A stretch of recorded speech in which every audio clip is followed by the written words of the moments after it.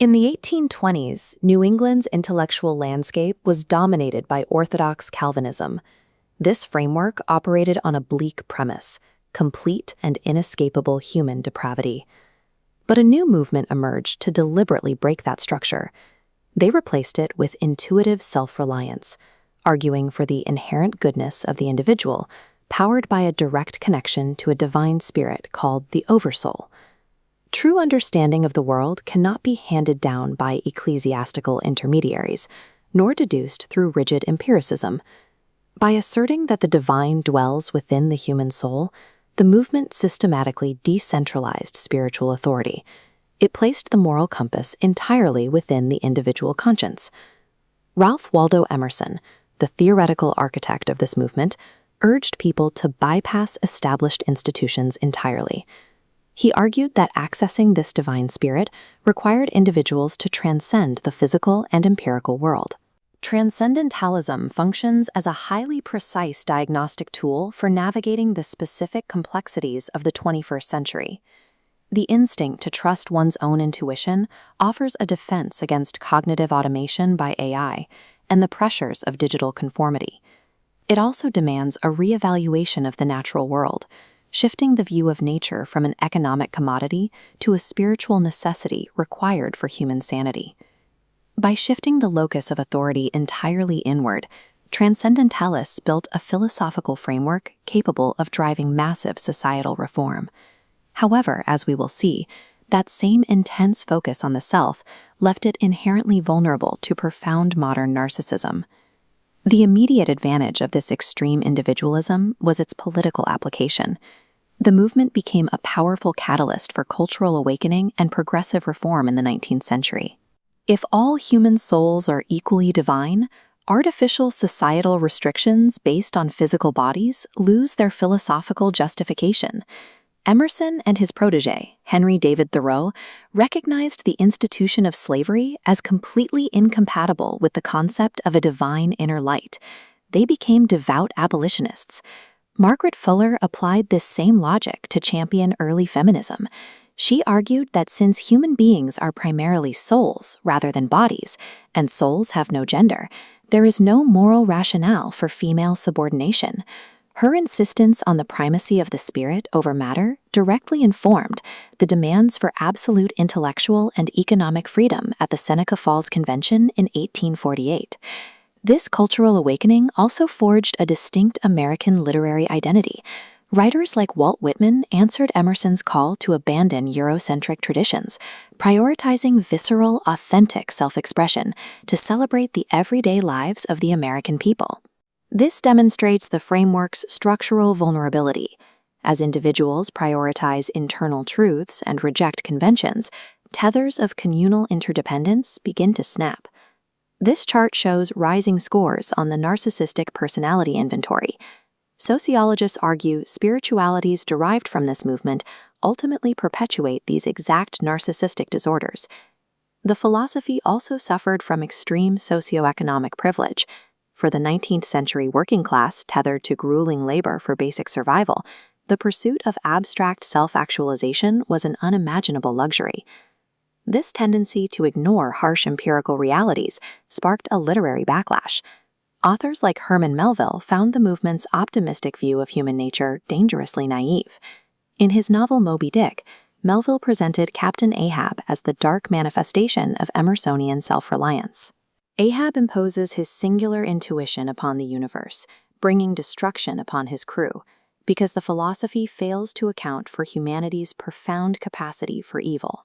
Intuitive self-reliance successfully broke institutional dogma, yet its failure to account for systemic evil and human interdependence meant it required a rigorous, practical stress test to survive as a functional philosophy. The operational boundaries of the movement are best understood by examining the ideological split between its two titans, Ralph Waldo Emerson and his student, Henry David Thoreau.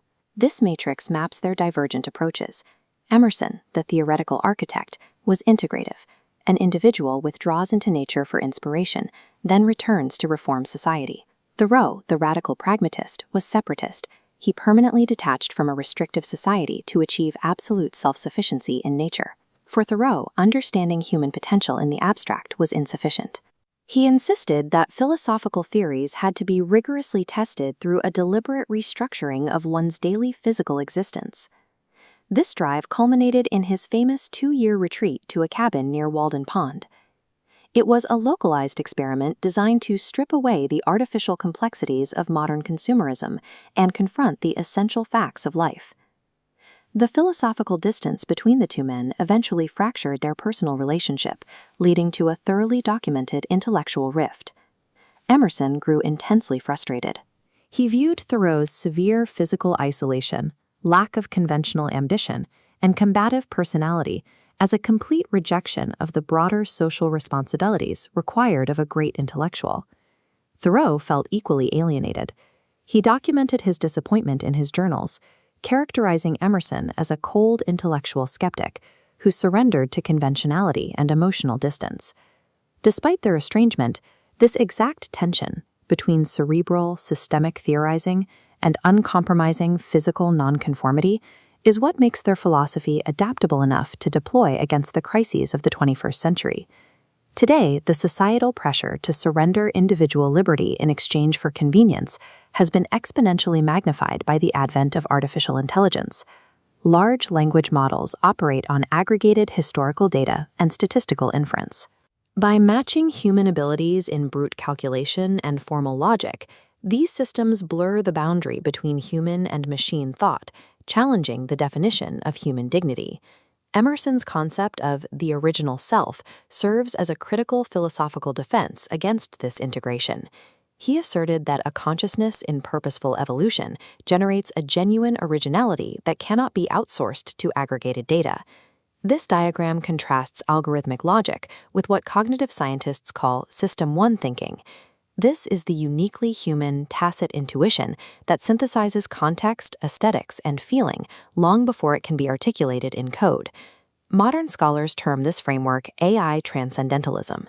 It insists on viewing artificial intelligence strictly as an augmenting tool, anchoring its development to individual dignity and keeping human intuition firmly in control. If humans surrender their critical thinking to algorithms out of convenience, they risk becoming the tools of their tools. Intuitive self-reliance is the cognitive muscle required to prevent that subjugation. The contemporary digital landscape is meticulously designed to capture attention and harmonize behavior, resulting in a mental health epidemic driven by constant digital noise. Thoreau withdrew to Walden Pond to escape a society he viewed as overly mechanized and distracted by consumerism. Today, that physical retreat translates directly into a framework for escaping digital overload. We see this applied through digital minimalism.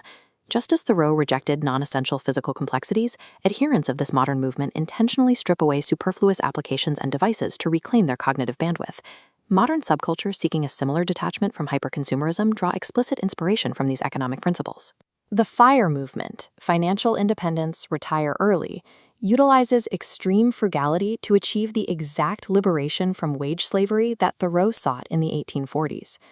By rejecting endless consumption cycles, these individuals reclaim their time and attention, making frugality a mechanism for personal sovereignty rather than just a financial tactic. Deliberate living functions as a highly effective, practical remedy to the modern exhaustion driven by hyperconsumerism.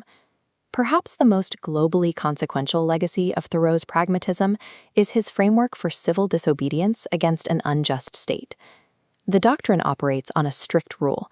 A citizen has a moral duty to non-violently resist laws that violate their fundamental ethical beliefs, allowing the individual conscience to supersede governmental dictates.